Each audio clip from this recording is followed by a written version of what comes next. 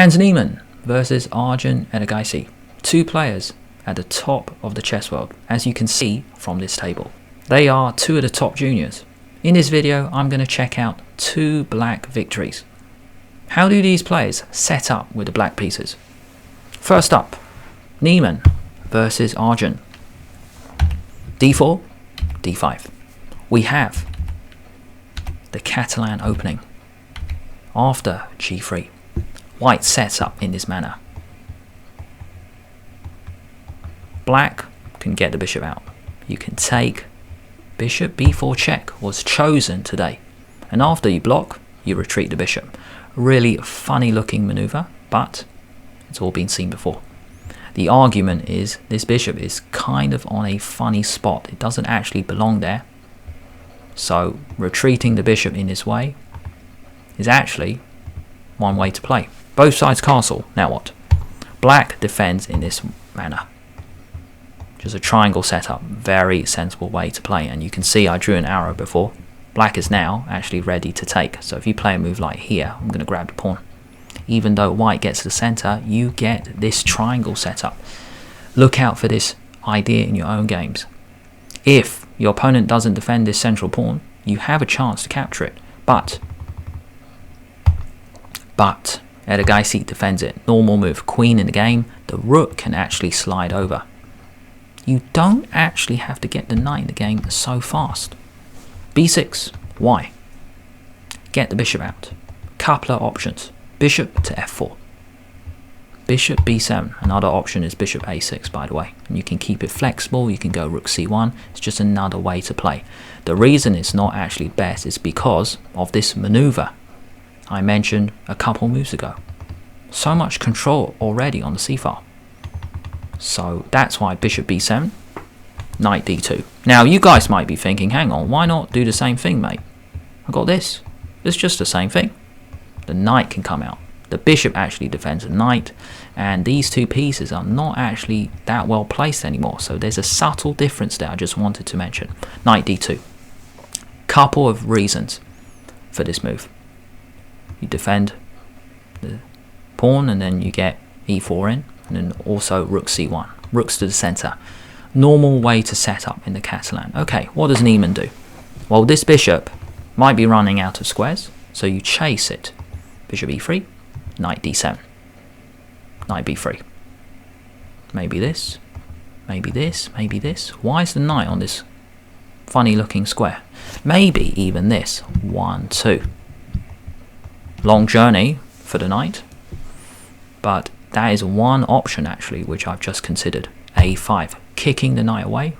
White says no. f5, really dynamic looking pawn structure from Niemann, which we tend to get in the Catalan from the black side.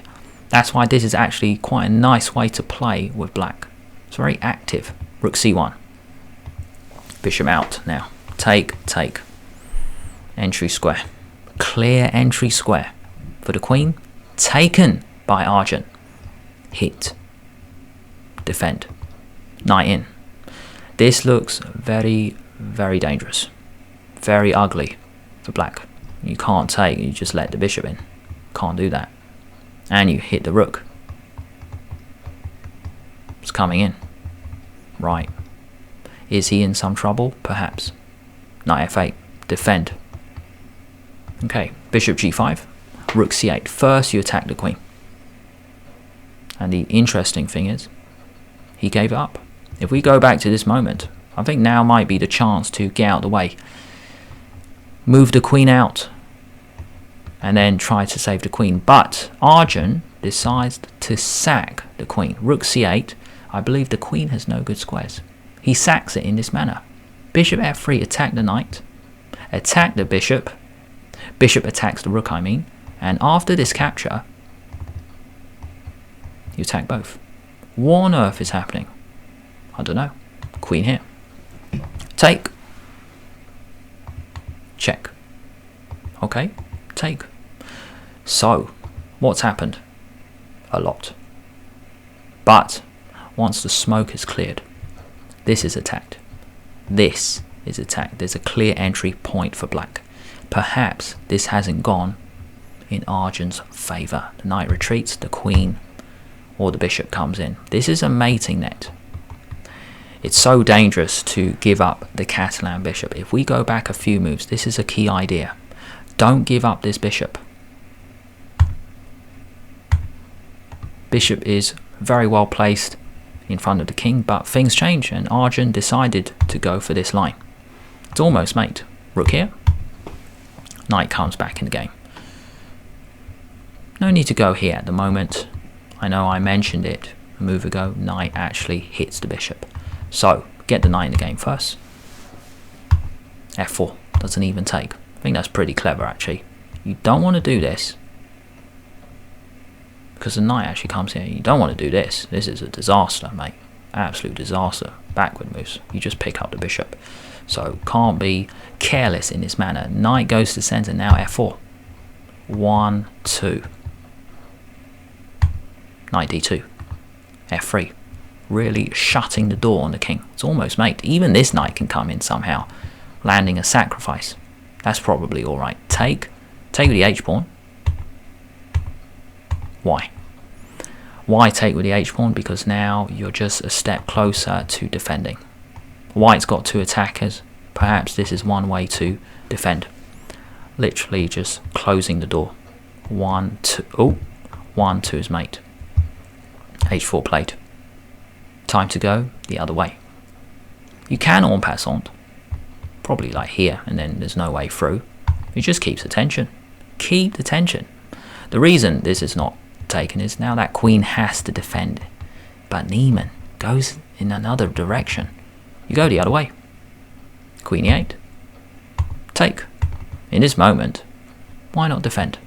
I think you can. Just find another way in, I guess. Here, find a way to sneak in. That's an option. Hit. Knight c3. King out. Game goes on. Very, very difficult for black to move. For white to move, I mean. So going back a few moves. Turns out Arjun just gave up that pawn. Queen in. He's just lost 2 pawns. Take. Take. So what is Arjun hoping to set up? A blockade, a barrier, couple of rooks. Literally defending every single pawn. But the problem is, you got 2 against 1. Also, please note, there's a threat. Rook takes pawn. E5. You can't take because you just lose. Take, take, take, take. 2 against 1. Game over. And also 1 against 0. No way. You can't make this trade. Check. You just pick up the rook. That's it. Just a 1 move blunder. These things happen, mate. These things happen. A very, very complex game. Niemann with white. Erigaisi with black. Title Tuesday. Okay, now what? Strike in the center. We get some kind of Benoni structure. Already there's an imbalance. Knight c3, g6, and then bishop out. And why delay this knight? It's not going to its natural square. Knight e7. Really cool way to set up. Really fancy way to set up, I think. Now white has an advantage. Got a lot of central space. Knight f3, bishop e2, bishop g4. This bishop tends to be the problem. Lots of pawns on light squares, restricting it. So a good strategy is to get rid of it. For the knight. Knight d7. Very well placed. This is a perfect kind of position to play if you have to win with black, because there's an imbalance in the structure. I also want to talk about this side of the board. Black has a 3 against 2. Now on this side, white has the majority. Knight d7. Bishop out. Pressure on the e file. Hidden pressure, you could say. Bishop out of the way. a6. Take. Deliberately capturing, and now the queen comes out. Or else, white might actually play a5. I think I've actually had this before. Let's say black plays this, maybe a5. That can get annoying. Also this looks pretty annoying. And I've had this before where I actually put my queen on that square. It looks a bit funny, but I really want to stop the guy playing a5. c4. typical move in these kind of positions. Just throwing the lone soldier into the position. This pawn will have plenty of backup pretty soon. Rook here. So what's another idea? The knight comes in. Classic way to hop in to the position. I really like black's position. Erigaisi is outplaying Niemann. Check. Knight c8. Don't want to get run over. Maybe that's why he went knight c8. Just want to mention here b5 is possible as well. But maybe he didn't want that at the moment because e5. And then d6. Already double attack. So this is why Erigaisi just for a move, get the knight to c8. No rush, you could say. Then b5 is next. Knight b6. Okay. Rook d1. One sidestep. Erigaisi seizes his chance to come in, annoying the white position. e5. Take. d6. Planning to win a knight. Knight b6. Also, this bishop is now open. Hit the knight, it retreats. Knight d5. Hit the queen. Not taking yet. Probably just rook d8. You might even take on f4. You might even sacrifice the exchange. Just want to double check that. Bishop takes b7 is a good move. Fine. And if take, we're willing to play this. Fine. And white looks like they're doing really well in this position. After this moment, take on b7. Just want to check this out again. Take, rook here. Let's say the bishop moves. And you take. The game goes on. Hit the knight. Hit the queen. Offer a queen trade.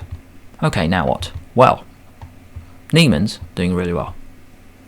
But black has so many pawns, it's very complicated. But there's going to be a turnaround soon because here, I think white is totally winning. Really cool move here, you just take. And the threat of the knight attacking both rooks is still there. You win the rook. Like I've said, black has so many pawns. Take that one.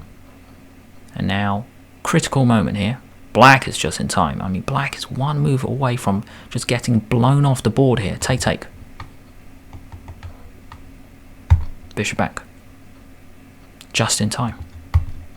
That pawn can drop later. Okay, now what? Get the e-file? No. You trade on my terms. Then I'm ready to come in with the king. I've just got lots of pawns here. It's 4 against 1. It's 3 against 1, I mean. g4. King f8. f5. Take, take. Take, take. Push. There's no time. There's no time to win the bishop. You lose to a queen. Rook b1. It's possible. King g2 played. Bishop f6. Okay, now what? It feels level. Like either side, neither side can do anything. Maybe white's the one who can try something. Don't see an entry square yet. Maybe you run that pawn. Maybe black is the one in charge. Push. Rook b1. Blunder. Now the king comes in. That's why it was a blunder. Stopping the king coming over, but king now goes to e7 and you pick up that pawn. Cool moment here. You try the queen. No. And this is too fast. Just want to mention a critical moment. These endgames are just so complex. You've got to move the king. And when this happens, check. And when this happens, you're just in time. Just in time here. You come round, maybe rook here, even here. The king actually, let me just highlight that better. The king sorts this out. Now the rook is free to try and attack these pawns, even though it can't really. The position feels equal, but in this moment, rook sidesteps, one move. Please note, that is so important. The bishop continues to defend the pawn. The king is actually coming to pick them up. And then it'll be 3 against 0. Rook d1, king blocks. Push. You just push. There's no time. It's like white is one move away from mate. Check. Flush the king out, then push. There's no chance. f6. You just take it. Just get rid of it. Class finish, I think. You can move the bishop in that direction, but I think that's class because you just get a queen now. Game over. You promote. In this video, you saw 2 black victories by Arjun Erigaisi. In the top left, we have Hans Niemann, his best chess opening with black. In the bottom right, we've got an opening suggestion. How to play the King's Indian with black. Why am I suggesting this? It's because in the second game we saw a King's Indian setup.